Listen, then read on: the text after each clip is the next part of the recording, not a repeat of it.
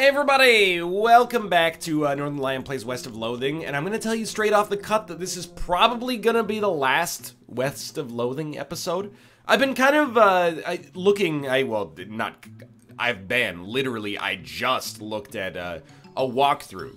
Because I'm kind of, as much as I've enjoyed the game, and I genuinely think this is like one of my top 5 or 10 games of the year probably, I don't know when I'm done. I've watched the final cutscene, but it was kind of like if Final Fantasy VII was like, hey, by the way, do you want to finish the game? And you hadn't actually killed Sephiroth, you know? Spoilers.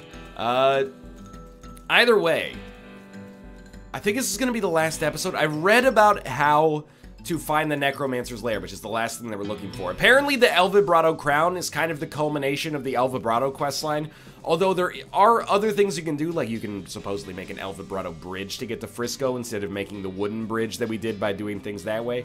I think I am missing something. By the way, whoever wrote this let me alt-tab here. Who wrote this walkthrough? Reddit user Jen. You're a genius, and your love of the game has allowed me to reach, hopefully, a logical conclusion here. Apparently, the Necromancer's Lair is near Hellstrom Ranch, which we kind of divined for ourselves. So I'm pretty sure it actually has to be right here.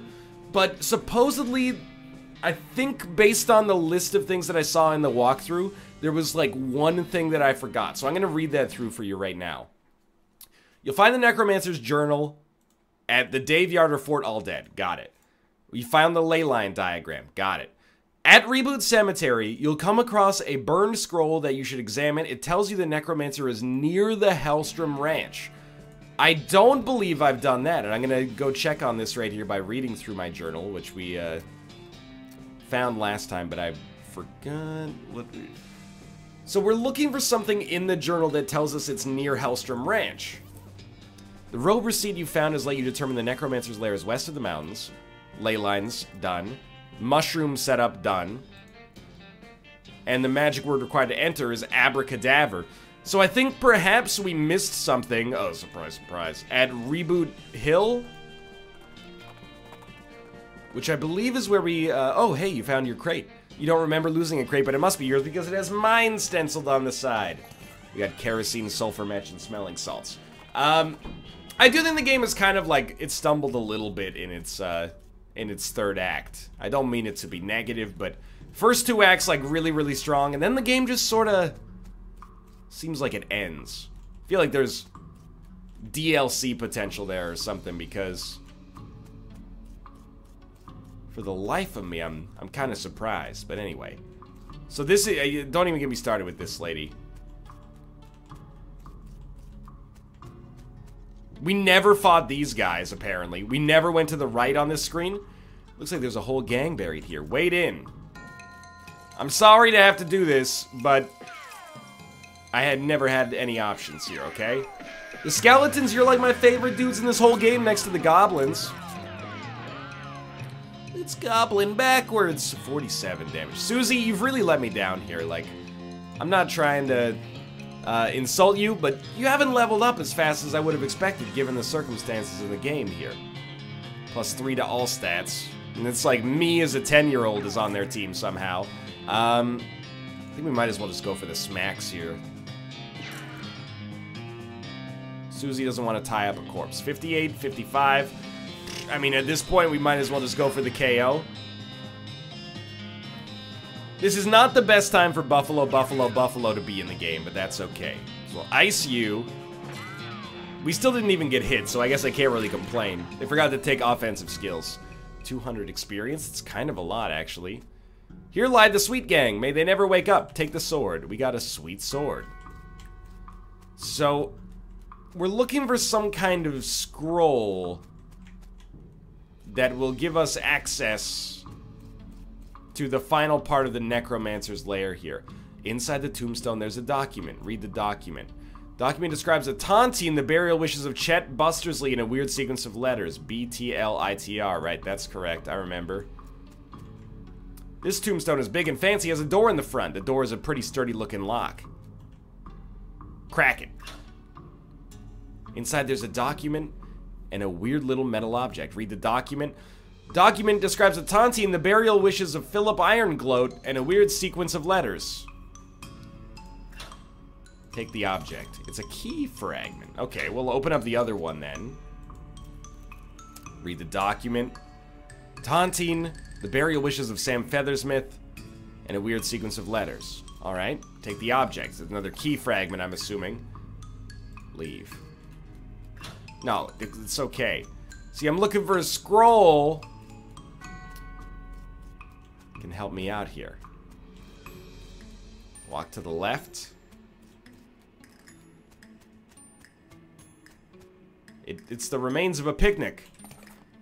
We got cat's eye candy, gothic cameo, and plum pudding.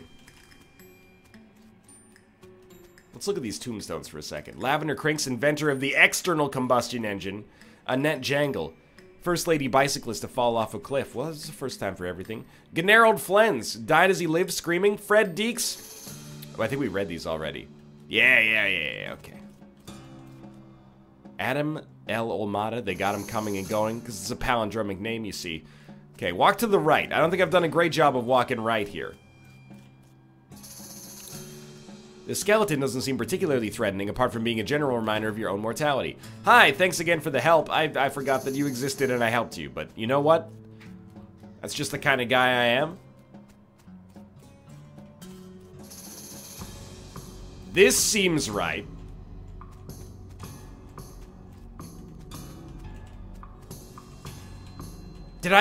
Perhaps I didn't read a scroll I was supposed to read?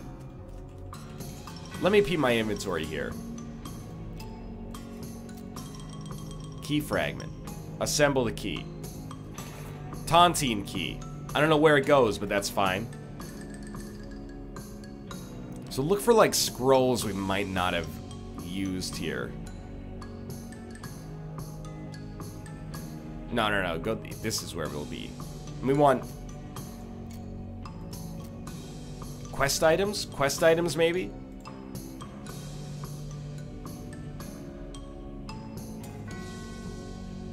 It's not the Ghostwood stuff. It's not Mary Stern's diary. Gore-splattered scroll? It says to take a pile of human ashes, spread them out in the shape of a person inside a red chalk ritual circle, then sprinkle them with stardust and place a mostly perfect glass sphere where the heart would be. Anyway, that's the gist of it, plus there's a bunch of weird gibberish that you're supposed to say out loud while doing it. Okay, burned scroll?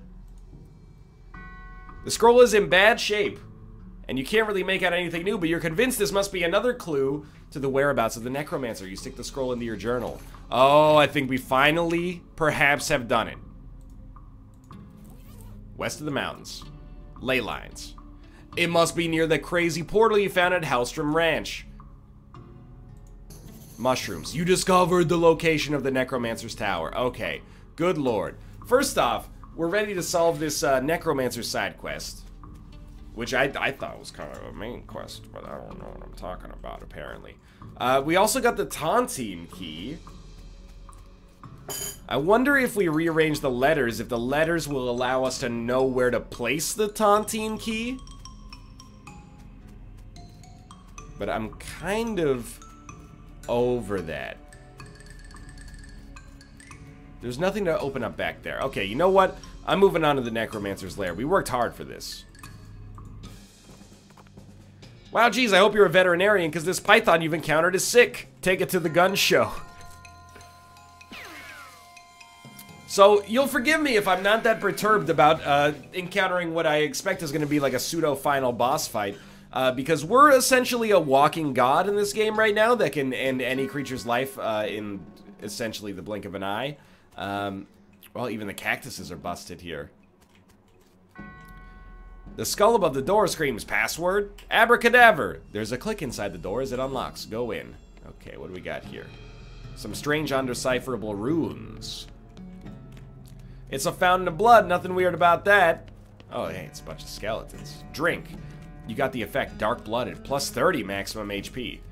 You're definitely not getting past these guys without a fight. I will dive in. There are 9? That's a lot of skeletons, dude. Alright, well, I'll go for the stat up. And then we'll take some smelling salts. We literally cannot miss with shooting Annie. At least with our first few shots here, so we might as well go for that.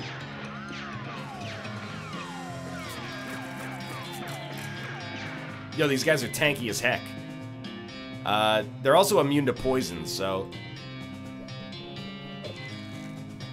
It might look like it's kind of a dire circumstance, but first off, they seem to be whiffing, so that's a positive. Nice backhand slap there. Is that like Rikishi's finishing move or something? No, that's the stink face. It's completely different. My moxie is too high, traveler. You will not defeat me. As bad as this might seem, I feel like there's actually nothing at all to worry about. Because... Man, Susie, you are just actually garbage. There's nothing at all to worry about because they can't hit us. But beyond that, if things get rough, we'll just throw a bunch of El Vibrato like dynamite in anyway. It might take us a little while to finish the fight, but... Dude, the El Vibrato crown has made me the Lord of the Skeletons somehow. Can't help but feel this is a little bit of a tedious battle as we approach the end here. Nice. Yeah, wait, that did a ton of damage. That doesn't seem right.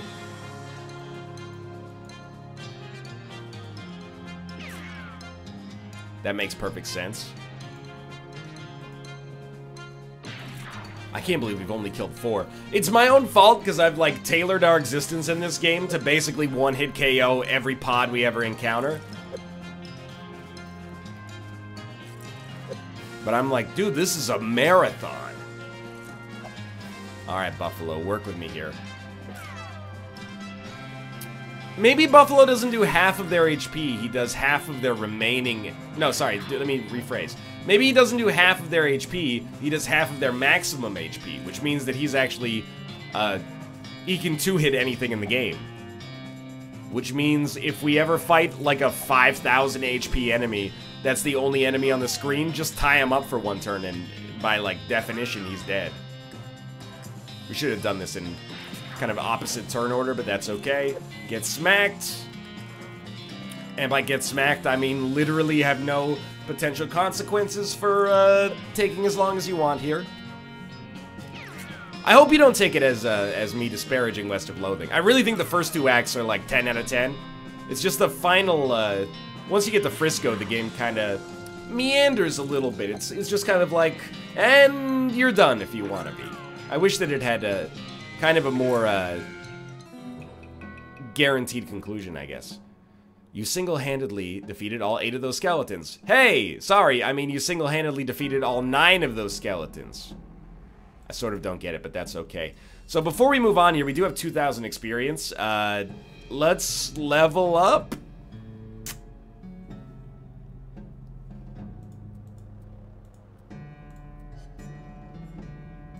There you go. We should also perhaps drink up and eat up. Oh, that's the map. No, we've already eaten and drank, actually. So we're pretty much good to go. Alright, so level 1 of the Necromancer's Tower is done. Some strange, undecipherable runes. Well, there's a big old pillar of skulls blocking your path. There was bound to be one of these in here somewhere, right? Excuse me, fellas, I need to get past here. The skulls hiss and chitter and giggle at you. So that's a no, then. Hornswoggle it. Well, I suppose you all think you're real clever to block my path, but I got a trick up my sleeve. You casually walk around the pillar of skulls and stand on the other side of it. Ha! Guess you should have been a wall of skulls if you wanted to stop me. Dismayed by your mastery of the 3rd dimension, the skulls scuttle, roll away, and hide in the walls. Dude. He's ascended. Oh, it's Thump and Smash. Some strange, undecipherable runes. These 2 skeletons actually have their names written on their foreheads, so you won't forget them. Actually, wait, maybe they each have the other one's name. Damaged! You're not as strong as I would think you are. I'm sorry, Smash and/or Thwomp. Mathematically speaking, though, I'm pretty sure Buffalo is gonna roast. Ooh, no, he did half of his... What? One of these days, I'll learn the basic mechanics of this character. 540 experience. Is this it? Certainly seems to be Necromancer-esque. You approach the throne and the withered husk sitting on it. Unbelievable, all that killing, all that horror, and this is what's behind it? He tries to speak to you, but all that comes out is dust. Destroy him. You puff a breath at the Necromancer, and he crumbles to a powder. His crown hits the ground and shatters into 1,000 pieces. You gain 540 experience. An evil... That's it? That's it? Susie, speak to me. What is going on here? We did it! Hey, that's one necromancer who's romanced his last neck. High five, boom! Heck yeah. Is that really it? Necromancer crown. When you reach the weakened necromancer at the top, you can take over. This gets you the necro... Oh, you know what? I know what the problem is. We actually didn't read enough Nex-Mex books, which are these. Oh, we don't have any left anyway. So those are like quest items that we could find, and if you read enough of them, I guess you could get the option to become the Necromancer at the end. But for us, we just sort of finished it, I guess. So pretty much, I think we're good to go back to Frisco and watch the final cutscene here, and that'll put a cap on West of Loathing, one of this year's best surprises, even if the experience was tainted, in my opinion, a little bit by the fact that these last, like, 8 or 9 episodes have just been me wandering around trying to find our final location, but I'm not going to hold that against the game too much. Let's do it. Show me the final cutscene. Let's see what's changed, if I can even remember.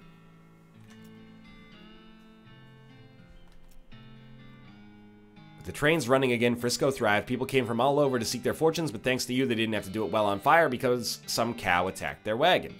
I remember that.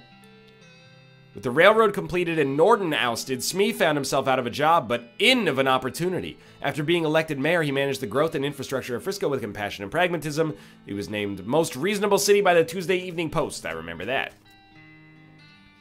The idea of city life didn't appeal to Susie much. After you and she parted ways, she moved down the peninsula ways and settled the Cowsbane farm. Okay. After she finished getting the bakery boys up and running, Louise moved to Frisco and opened her own shop specializing in artisanal breads and pies. Hobart Boppert got the photography bug, right? This is, he has the Owl Skeleton Museum. Kurtz left the fort and set up shop in Frisco. His cults skyrocketed in popularity. The growth was entirely due to word of mouth because the first rule of Kurtz Fit is you cannot stop talking about Kurtz Fit, which is actually CrossFit.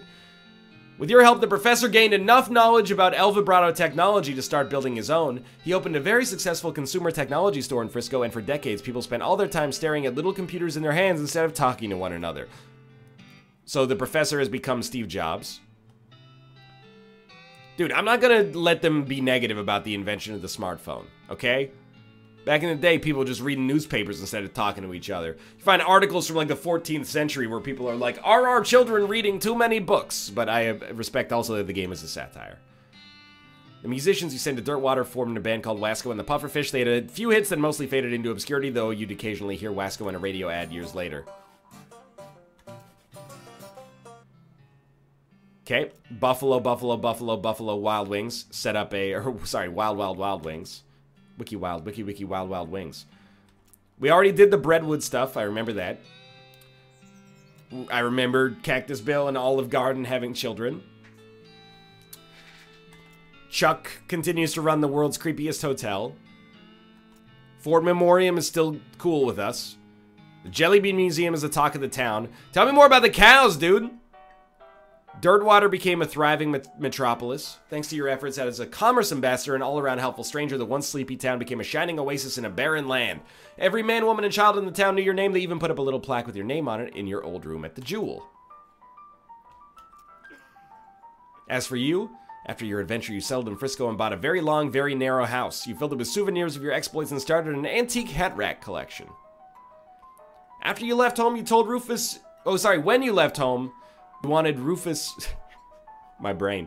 When you left home, you told Rufus you wanted to seek your fortune. You ended your adventure with 5,903 meat. Not bad for a bum.